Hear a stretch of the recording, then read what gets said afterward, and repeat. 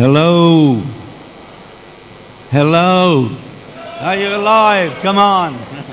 Guten Morgen. Very, very nice to see you guys and ladies here. Thank you so much for coming. What a fantastic event this is, proving to be. For those of you who don't know, on my left here is Mr. Colin Proudfoot, and my name is David Pleasance, and we were joint managing directors of Commodore UK at the time of the demise of the company.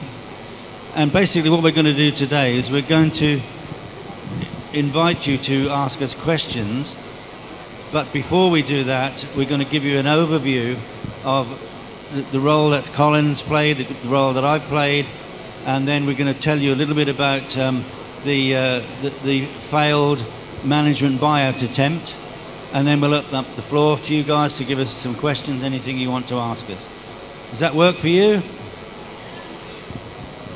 Okay. So you talk about your background first, David. Okay. I joined Commodore. I actually had a 12-year career with Commodore. I joined them in June of 1983, and actually when I joined the company I was recruited because of my expertise in the retail market.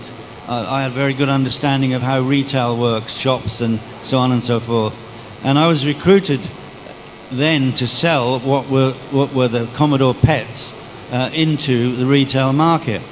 I was doing that for about 3 months, right. And suddenly all the business that was happening with the Commodore VIC-20 and the Commodore 64, that went absolutely crazy, and so they moved me, and I was appointed as the national accounts manager looking after all the big stores in the UK selling 64s and VIC-20s. When in 1985, when the Amiga was launched, it was kind of my baby. I took it to my heart, fell in love with the product, and as you know, through a period of time which we're going to cover on slides, we produced lots of bundles and we sold lots and lots of machines. I was made sales and marketing director, I think it was 1989, of the UK. And then in 1990, I moved over to Commodore Electronics Limited, which was the holding company based in Basel in Switzerland. And I was responsible for all of the countries, 37 countries, where Commodore did not have an operating subsidiary. So I had a lot of experience in traveling the world, doing business, seeing wonderful places and getting paid for it, so that was a pretty good deal. Then in 1992 I moved to America, and I was appointed vice president of the US sales company to try and get things moving there, because most of you may or may not know, but we did not have much consumer business in the US. So I went over there and got the stores all up and running, and we sold some 500 packs into them, so that was pretty good too. And then I was asked to come back to the UK and take over as joint managing director with Colin, looking after the finances. And I have to tell you that the UK company was extremely profitable business. We were a 100 million a year company, and we made profits all the time. In fact, I can tell you that when we liquidated Commodore UK, we were in a position where we had tax credits in the UK worth £6 million. That's how much business we'd been doing, and we'd earned all these tax credits, which meant that we could have, if we'd have been able to continue trading, we could have traded, turning over a lot of money without paying any tax until those credits were used up. So that's my background. I'll now hand you back to Colin, and he'll tell you his background. Thank you, David, and guten Morgen, Alice. I was recruited by Mediali in 1990 to come and work in Germany, actually, in Braunschweig. So I spent 6 months there helping with inventory and control in the Commodore manufacturing plant in Braunschweig. I then moved back to the UK, became finance director, And in 1992, with David, we jointly became managing directors of Commodore UK. It's quite an eventful journey. A lot happened over the time, and it's like a Chinese proverb, may you live in interesting times. It was never dull at Commodore. Next slide. Next. So this is the story of Commodore, which was originally a computer company. We all know the world's biggest selling computer is the Commodore 64, and Commodore made 286 and 386 PCs. And in fact, in the late 80s, Commodore was the second biggest computer company in Europe, selling more PCs than everybody except IBM. Yeah, in fact, to endorse that, we still have the original copy. The Commodore UK was awarded the Royal Warrant, which means that we were supplying computer products to the royal household. And I've still got that actual certificate, which we intend to donate to a museum very shortly. But that was what we were very successful selling PCs in those days. But then in the early 90s, it became apparent that as the PC market grew in popularity, the hardware became more commoditized, more players entered the market, and it was a race to see who could build the cheapest machine. Commodore was pretty good at building cheap machines, but not as effective as some of the companies in Asia. And so it was clear that market was going away. And it was clear certainly to us that Amiga, which was groundbreaking technology, was the future of Commodore and the future of the business. There really was something big. So Commodore shifted finally in 1992 and rebranded to focus on Amiga.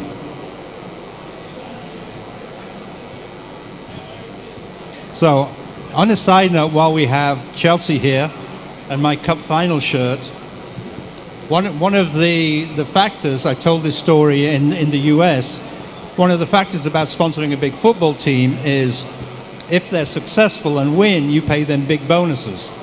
So with Chelsea, we had $1 million bonus if they won the Cup Final, or $500,000 bonus if they just got to the Cup Final, which they did in 1994. So what you do as a cautious businessman is you insure against that risk. And you go to Lloyd's of London and take out an insurance policy. Chelsea do well, they pay out. Now everybody knows in insurance, if you claim on your policy, the premium goes up. And that's what happened for 1994-5. The premiums that we were being quoted from Lloyd's doubled. So it became very expensive. But fortunately in the UK, there's an alternative. You can go to Ladbrokes and place a bet on Chelsea. And that bet, you do the calculations, that bet in 1994 was actually 50% cheaper than going to Lloyd's of London. So there's one snag, is you can't go into a betting shop and say, I'd like to bet £50,000 on Chelsea to win. They don't take that bet. They only take small bets. So you have to hire a team of consultants. In this case, we found an organization that does this. It's their job. And we had 30 people go into 30 betting shops around the whole of the UK at the same time. It had to be within 2 minutes of each other and place a bet, £500 each, on Chelsea to win the FA Cup. Took a lot of coordination, but we do that, and that was the cheap way we ensured we could pay the bonus to Chelsea when they got to the Cup Final in 1995. Next slide. You got to admit, that's pretty cool, eh? Great stuff. Okay, what's next? One of the things that really helped to make us successful selling so many products in the UK was we put together these bundles, really good value for money bundles, in which we always featured the very best, latest game, 2 or 3 games, and then but we always also included productivity software, such as word processing and paint packages and so on. And the reason we did that is it justifies to the parent spending the money on a computer that they think is only going to be used for games, But if there's productivity software in there, you can justify the expenditure. Now, one of our most successful bundles was the first one that we ever did for the Amiga, was called the Batman Pack. And that's an interesting story in itself, because it was obvious to us at the time that one of the hottest games to be released in the months to come was the game called Batman the Movie. And so I went to see Ocean Software. They're the guys who produced the game, and they'd literally just got back from a meeting in Hollywood where they paid the film producers $1 million just to produce the game. And when they got back to the UK, of course, they estimated it would be another $1 million to actually get the game produced. So I went to see them and I said, gentlemen, I have a proposition for you. I said, this proposition is that you're either going to have the balls to go for it, or you're going to send for the men in the white coats to come and take me away. And they said, okay, David, what is it? And I said, I want you to let me have, we want to put a pack together which will be the Batman Pack. The fact that there is an Amiga in it is actually almost irrelevant, because we're not selling computers, we're selling dreams. So I said, I want you to let me have Batman software inside our pack for 2 months before you release the product as a game in its own right. I said, I want to pay you very little for it, and I only want to commit to 10,000 units. And of course, the first thing they did was to send for the men in the white coats. That's pretty obvious, really. Anyway, they had two concerns. They said, David, we're concerned about two things. First of all, we think our dealers will be very, very angry because you have it and they don't have it. And I said, well, that's true, but if this works, the dealers are going to be selling a £400 product instead of a £40 product. And that makes a lot of sense to them. And I said, okay, fair enough.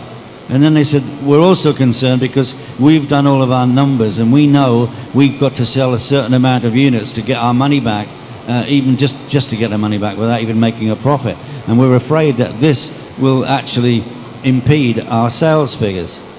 And I said, well, there is a risk of that, but remember, we have a big advertising budget and we're going to be promoting Batman. Batman here, there, and everywhere. Anyway, they did have the guts to do it, and I've always thanked them immensely for that. The net result is that, yes, the dealers complained for about 2 days, and then they started selling £400 products aplenty. And yes, the figures were affected by this. They ended up selling 5 times more than they ever estimated they would sell. So it was a win-win for them. But the best thing of all was that I didn't take 10,000 pieces from them. I took 186,000 pieces of software, because that's how many Amigas we sold in 12 weeks. So you go figure that. So that's the kind of thing that we did that brought the Amiga into the masses. And there's no doubt that from that point on, we were under pressure all the time to bring out bigger and better packs, more value, latest games and so on. But we were very good at it, and we had great help from the software industry all over the world, in Europe and the UK. The software companies were coming to us and asking us to put their stuff into our packs. So one of the important things to me about the packs was, if you look at the pack, we were actually giving the Amiga away for free, because the value of the software in the pack was greater than the retail price of the bundle. And we could only do that because of the great deals we did with the developers. They wanted to be in the bundle because they got volume, they got their name known, and then they could sell on other games to people without the packs and sell on other games. So if they got included in our bundle, they had made it as a developer. And for the general public, getting a free computer with a bunch of software was great. 1200s. What are we to? 1200s. Oh, yeah, sorry. We've never done this together before, so it's quite interesting.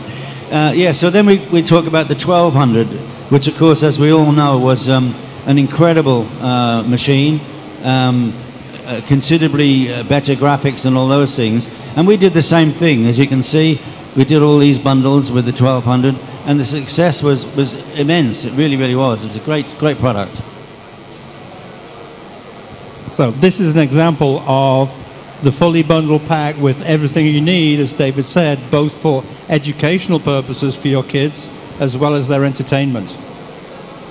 Now, I like to tell the story of, in technical support with the Amiga back in the 80s, it was at the early parts of the computer revolution, so not many homes had computers, not many homes were used to electronics.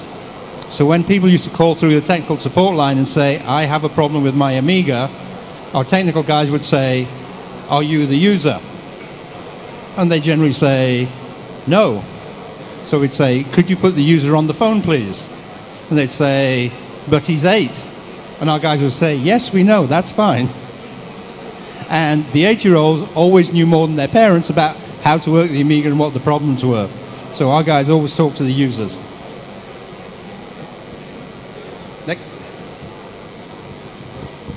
So the key to success in the UK and in Europe was we had what the US subsidiaries didn't have, which was the distribution channel. Yes, we really prided ourselves that not only did we get ourselves into all of the major retail chains, which to be honest, you have to be in at any cost, even though they're quite difficult to deal with. But we also had a brilliant network of independent dealers, and they were the lifeblood of the Amiga product, because they knew what they were doing. They were able to demonstrate, whereas the Dixons of this world had no chance. And we had 4 major distribution companies who wholesaled directly to all these independent dealers, and we put incentives in place. We'd give all of our products some points, and then if they sold enough products and got enough points, we'd take them on a nice trip somewhere. And that was the reason why we absolutely then turned the tables on the ST, because the ST was selling very well. But once we incentivized the dealers, come on, sell Amiga and we can take you on a nice holiday, then they just turned everybody off the ST, and virtually overnight it was an Amiga success. And the other major channel we had, certainly in the UK, was in retail. So we were in the major retailers. We were in Dixons, we were in Comets, we were in Rumbelows. Yeah, all of them. John Lewis. And another important part of the Amiga community, which shouldn't be forgotten, is the Amiga magazines in the Amiga press. So in the UK, every month we sold between 400 and 500,000 magazines. And these aren't 50-cent magazines. These are €5, €6, €7 magazines. And that helped us be in touch with you, the Amiga users, on a monthly basis, what was going on, what was happening, what we saw the future was. And this particular magazine, CU Amiga, was announcing the launch of the CD32, which we felt was the product that really had a chance of turning Commodore's fortune around.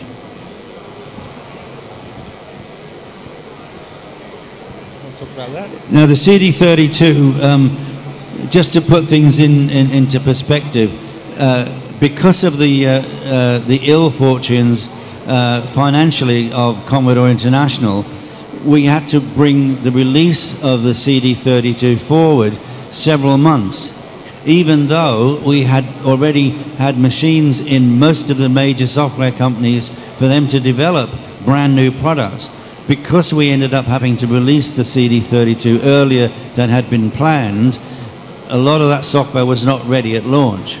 However, we had a very successful launch, and again, I think to illustrate how we were kind of ahead of the game, we had a person, the guest of honor, who was presenting and launching the CD32 was no other than Chris Evans. I don't know if you know Chris Evans, but he is now the guy that's going to be presenting Top Gear.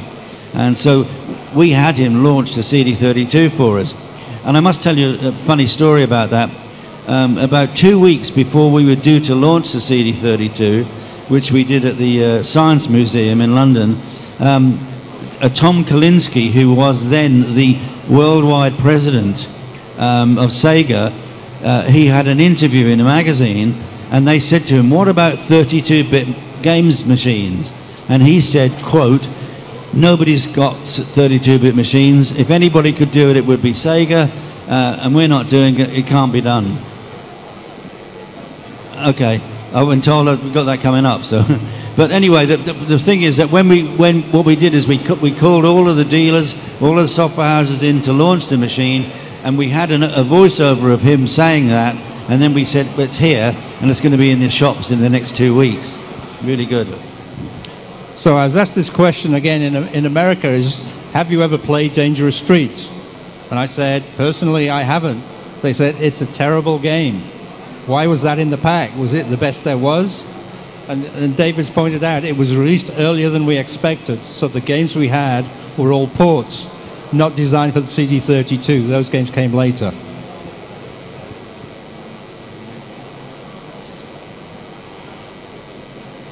There's a handsome guy. Oh, yes, my younger brother.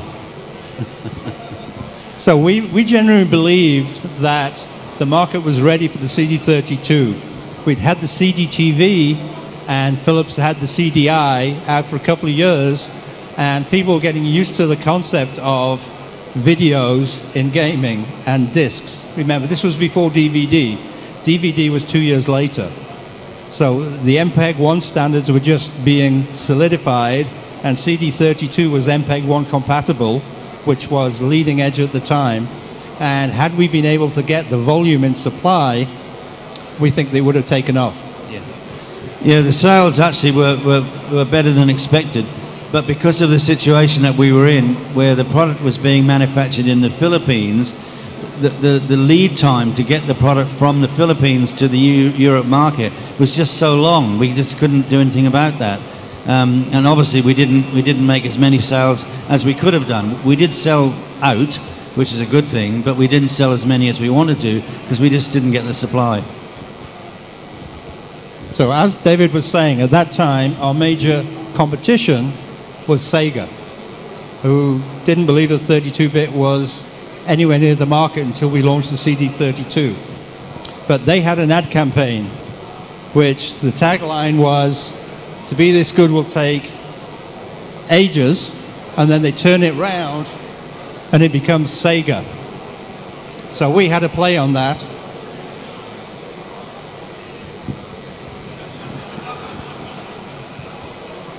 And then let me tell this one story. December.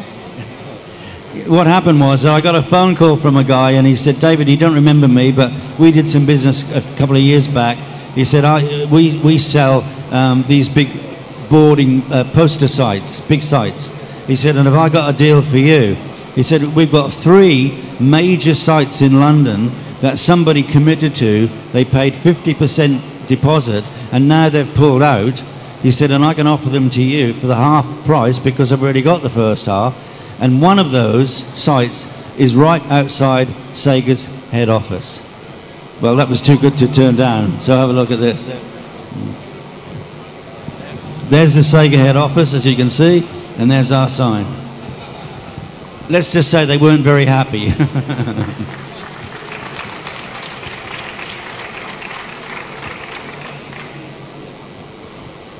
So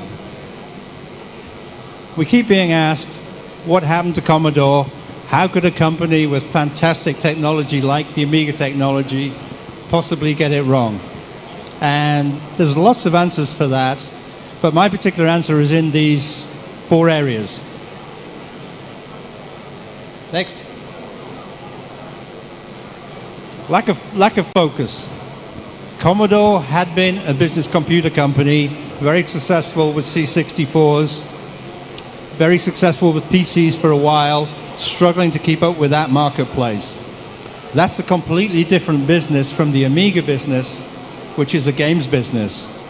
Then there's the high-end Amiga, the 4000s, which is a multimedia graphics business. Now, each of those businesses can be successful in their own right, but it's a completely different distribution channel. So if you want to be each of those businesses, you need 3 different sets of channels, 3 different sales forces. And Commodore never really was big enough and had enough cash resource to build multiple channels. So it tried to use the single channel for multiple products and fell between and didn't get any right. Amiga's volume success was as a gaming company, and we saw that clearly in the UK. If you get the relationship with the channel, with the developers, and with the hardware all on the same page, you can be successful. The rest of Europe was successful too, but the US certainly wasn't, and we never made any headway in the Far East. CDTV was trying to be a home entertainment system. This battle is still being fought today as how do you get your technology in the living room as the center of the household's digital experience as opposed to the gaming computer in the bedroom. Now, we were talking about that in the early 80s, and it's still, that war is still being waged today. I think the TV makers have the edge, and companies like Google are trying to get in on that. But the CDTV was something completely different to the other machines. And again, trying to get that understood, trying to back that in the marketplace, drained resources. Next. So you can see, for those of you who don't remember, the CDTV, it was deliberately built like a piece of stereo hardware. So it sat in your stereo rack, which was in the living room, not hidden away in the bedroom. Okay, next. So my second point was lack of leadership. If you talk to Petro, if you talk to us, if you talk to the other countries, we had very little idea about what each other were doing. And that was deliberate because we weren't allowed to mix. When we had meetings, we went in one by one. We didn't really talk to each other. We were encouraged to compete rather than collaborate. Do you want to talk about the global marketing role? Yeah, that's an interesting story. I went to Mehdi Ali personally and I said, Mehdi, have you got any idea how much money Commodore is wasting on advertising? And he said, what are you talking about? I said, it's pretty obvious. I said, we all get a certain amount of money to spend on marketing, which is, that money is based on how many sales we make. And I said, for example, we get 5 million, France gets maybe 2 million, Germany gets 4 million or whatever it is. I said, and they all spend the money on completely different things. I said, that's absolutely ludicrous. So I said, for example, Mehdi, I said, I went on holiday 2 weeks ago, and I went up to Malaga in Spain. And I went to Heathrow, and when I got to Heathrow, there was a big poster sign from Sony with a message on it. When I landed in Malaga, exactly the same sign, but in Spanish, was there in Malaga. And I said, that's what we should be doing. We should have one message, and we can then produce TV commercials, which we get overdubbed at the same time in the language of the country they're going to. We can have printing done on a mass scale. And anyway, we didn't really want to know. But about 3 weeks later, I got a phone call from him, and he said, I've just listened to it, he said, and I've now appointed a head of marketing worldwide. And he's got 2 guys. He's got one consumer guy and one business guy. And they're going to come and see you. Fine. So anyway, the first thing that these guys did is that they took their own offices. Even though we had offices in Maidenhead, space to put them in, they rented their own very expensive offices. The guy in charge, get this, he ordered for himself a suite of office furniture that cost £140,000 just for himself. The consumer guy rang up and he said, I want to come and see you. I said, fine. He came and I'll tell you, as God is my witness, he spent exactly 14 minutes with me and said, I've got all I need. Thank you very much. I never saw him again. But this is the kind of money that was wasted by the company. Complete and utter waste of money and resources. So the second point is, if you work for Mehdi, you knew there's a very good chance you're going to be fired. Because most of the people that work for him got fired most years. Just his style. Gets you in, sees how it works, doesn't like what's happening, you're gone, next. And in all the time that we were at Commodore, all we ever talked about was fixing issues, solving problems that existed. There was never any planning for the future. There was never any strategizing about where the business could go. No strategic plan, just How do we fix what's wrong today? Let's get through this quarter to next quarter. So lack of execution, decision making. The Amiga 600s, you tell the story. Yeah, this is one of my favorite stories. In the UK, we managed to keep the Commodore 64, which was selling at £199. We kept it selling 2 years beyond its true sell-by date because we put all those bundles together and we kept it alive. But I went to Mehdi one day and I said, Mehdi, very, very soon the 64 is going to die big time. We need something to replace it. I said, what we want from you is we want a very low-cost, entry-level Amiga product. That product can be as cut down as you want, as long as it is expandable, so people can buy it, and then as they can afford it, they can add what they want to it. That's what we need. Okay, got that. We went into Germany, had a meeting, and it was decided that that was going to come out. It's going to be called the A300. The next thing that we know, we got shipped a whole load of A600s, which causes massive problems. First of all, if you're a consumer and you are aware of the A500 and how successful it was, the moment you hear the name A600, it sounds like it is a much better machine. And it wasn't. It was a worse machine. It cost more to make than the 500 did, which is crazy. Sold for more than the 500 did. And anyway, the bottom line is that the sales of the A500 stopped. From a flying base, it stopped. People looked at the 600 and then realized that what it was. Now, the thing is this, is that they'd completely changed everything because they didn't have a plan.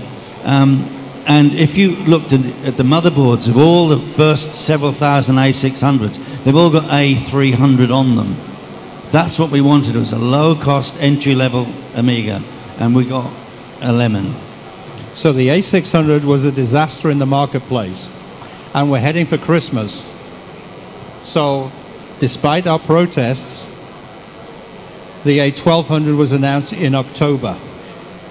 Now, the thing about October is that every retailer makes a decision on what they're going to stock for Christmas in September. The Christmas market had closed for retail. So now what we had is, we had announced the A1200, which was a great product. None of the retailers were stocking it because they stocked 600s, which they wanted to sell out. Nobody was buying a 600, especially now that they knew the 1200 was going to be available anytime soon. So that is one of the reasons why sales of the Commodore tanked 50% in 1993 over the prior year.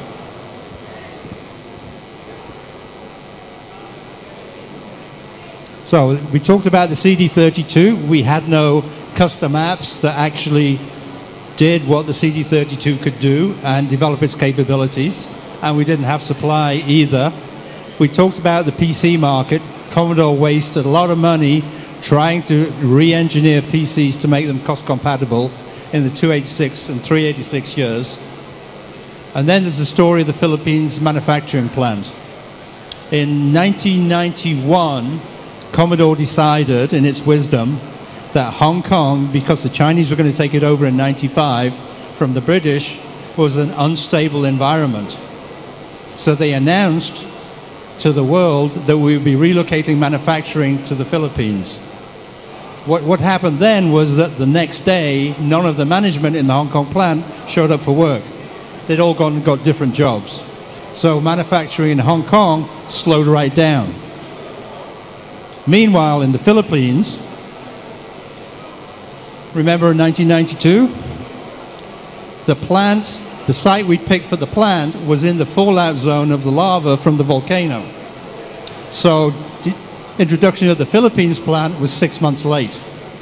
And again, as David had said, what we found out when they actually did produce, it got to September and we had to ship for the Christmas market, is the air freight capacity out of Manila Airport to Europe was less than Commodore's requirements for shipping Amigas.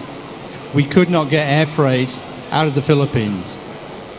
I spent a week investigating, hiring an Antonov. You know those huge Russian jets? That we could have got all our product in the Antonov. And I'm about to sign the contract, and I decided to ask a question. How long does it take to load an Antonov? And we said, what are you loading it with? And I said, pallets. He said, 4 days. So 4 days to load it, 4 days to unload it. It was no quicker than the other air freight, which was too late. So we did not get the product into UK for that Christmas.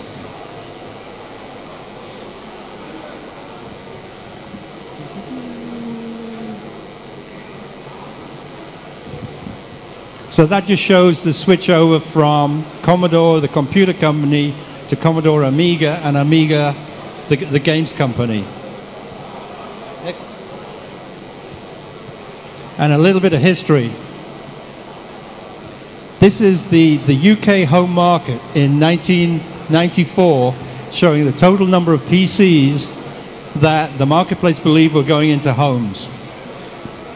257,000 in total. We were selling 400,000 Amigas in this market into homes. So we had the share of mind, we had the market positioning and the brand, we had the strength. Had we been able to execute, I think Amiga would have been fantastic.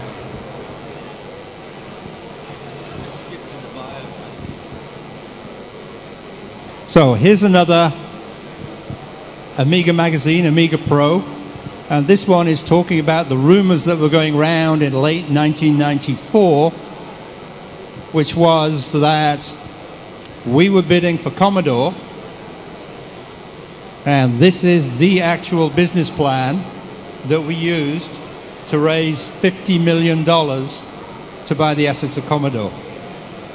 So we spent a lot of 1994 putting the plan together, going around, talking to people who would raise the money, and we stitched some deals together and got that.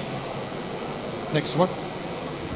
So, as you all know, we were unsuccessful in that. Do you want to talk about why?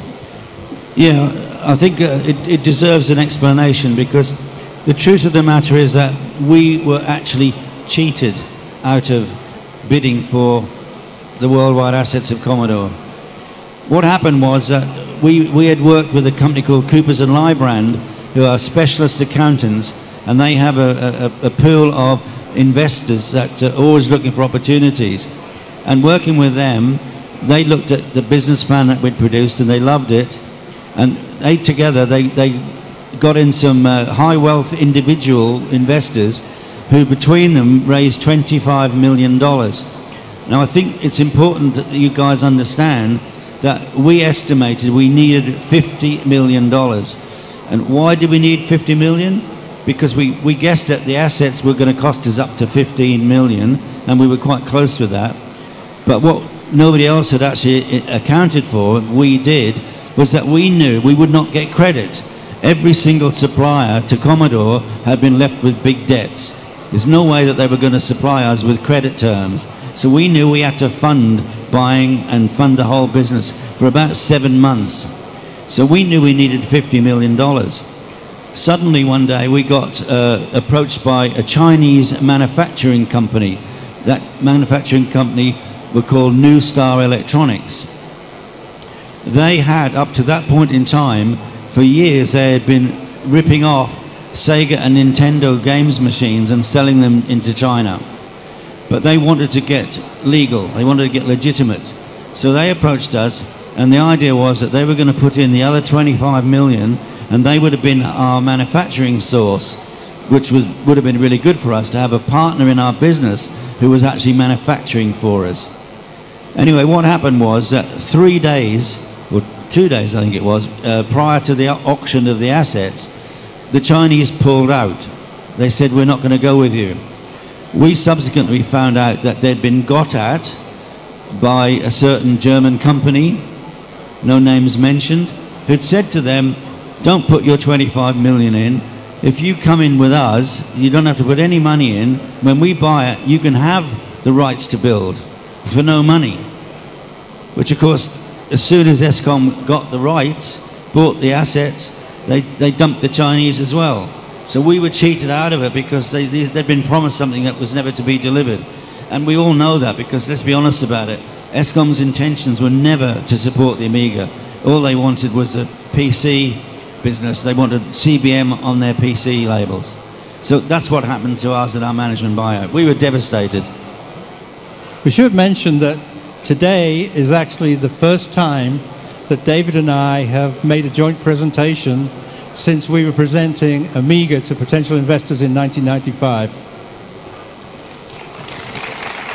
Thank you.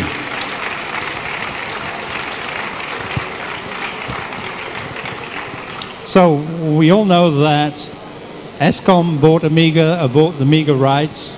We talked to ESCOM about working with them in 1995, and the UK, which we believed with its assets would have been very beneficial for ESCOM. We didn't agree with their proposed direction. We didn't agree with their plans, so neither of us wanted to pursue a career with ESCOM in Amiga. We wanted Amiga for itself and for the community, because we believed we had the vision. So the UK as an entity kept trading, because we kept all the assets in the UK, right through until August 1995. And in August 1995, finally the UK went into liquidation. And another twist in the Commodore story is that one of the assets in the liquidation was a receivable. And the receivable was from the Kuwaiti distributor. Because back in 1989, we'd shipped them 2 truckloads of 1084 monitors, which they had in a warehouse. Iraq invaded Kuwait, and the Iraqi troops went around looking for booty. And when the Americans came in with Operation Desert Storm and started invading, the Kuwaitis were retreating in a hurry. So they went to this warehouse, looked at the monitors. They thought they were TVs and couldn't get them to work. So they smashed every single one.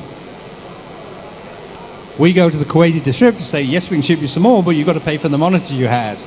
And they said, no, these are war damages and the Americans will pay. It's their fault.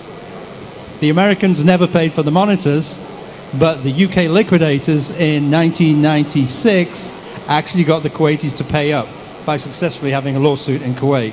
So one of the major assets of Commodore's UK liquidation was a result of Operation Desert Storm. Who's got questions?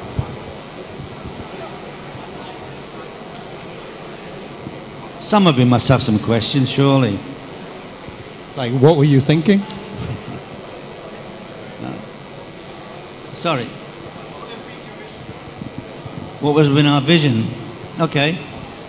Our business plan relied on a couple of things. First of all, the business plan would stand on its own, producing the current range of Amiga products, 1200 CD32s, and we also had this vision about having an upgradable path for Amiga. That's something that most Amiga fans really hated from us, was that they'd buy something that would then become superseded, and none of the peripherals would work with other things and so on. So we came up with a system. It was actually, we worked with a German company who designed for us, basically it was a tower case, and the idea was that everything we produced, the PCBs would be designed to go into this case. So if you had a 500, you could go into your dealer, not Dixon's or these people, but the small dealers who we value so much. You could go into these dealers, you can say, right, I've got a 500, I want a 1200. And they could take and put a 1200 board in this tower case, and then all the peripherals would work on it. And then if you wanted then to get a 2000 or a 3000 or upgrades, the idea was that we would make sure that the PCBs were designed to fit. So that was a system that we called Amiga Infinity. Sadly didn't come to fruition.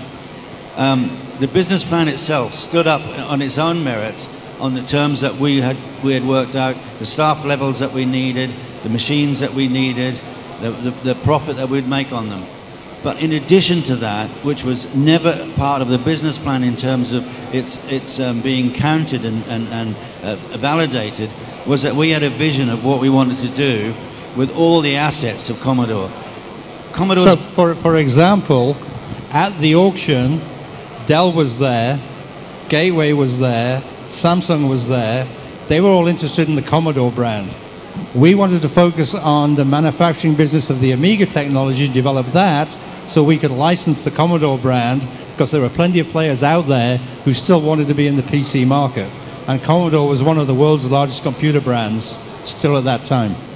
Yeah, so our vision was that we would license the CBM brand, which has as much recognition in the world as IBM. So we would have licensed and said, if you want to manufacture a machine with the CBM badge on it, please do. You pay us a royalty for it. What we would have put in place is a small team of quality control people to make sure whatever was produced with our name on it was a good quality. We also then would have said to them, right, if you also want us as a company to sell your CBM branded PCs into our distribution channels, which we already have, we'll gladly do that for a commission. So that would be revenue coming in that we had very little expenditure on. We were going to do the same thing with the name Commodore. Commodore, really, as a name in Europe, is absolutely, Europe-wide. And we were going to license to anybody who wanted to manufacture basically anything with a plug on it. A toaster, a kettle, it didn't matter. Commodore was that name. We had the distribution channels, and we would have licensed that royalty, taken the money, and if they wanted us to sell for them their products, we would do that too. So that's another stream of revenue coming in that was with very little expenditure on our part. And then we saw for the US market, the key there was, in the short term, it was too difficult to get mass distribution of the Amiga game systems, but they were very strong in graphics, with the 4000, particularly when coupled with the video toaster. And we felt that Commodore wasn't exploiting that market or focusing on it sufficiently as a major niche that could be very successful. And then last but by no means least, one of the things that we had intended to do, because we just launched the CD32, which was a fabulous product, it was our intention to approach all of the hi-fi manufacturing companies, Hitachi, Pioneer, and all those people, and say, right, you can use our CD32 in your hi-fi systems. So instead of having a CD player, you've actually got a CD32 in your hi-fi system. They might want to change the design of it so that it was an open and closed drawer instead of a lid, whatever. But what that would have achieved is, first of all, we would have got masses and masses more product being manufactured for somebody else. But not only that, we would have then achieved our big objective, and that was to get home computing into the heart of the home, in the living room. And that would have been, we think, a major step forward. Next question. Oh, okay. Say what? We have not published it, but we could certainly think about that. Would you buy it? You know, we like to sell, that's what we do. You know? Okay, thank you very much, everybody.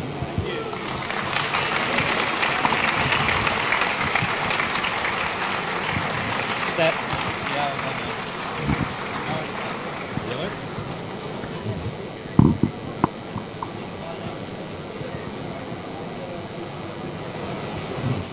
I nearly forgot something which is very dear to my heart.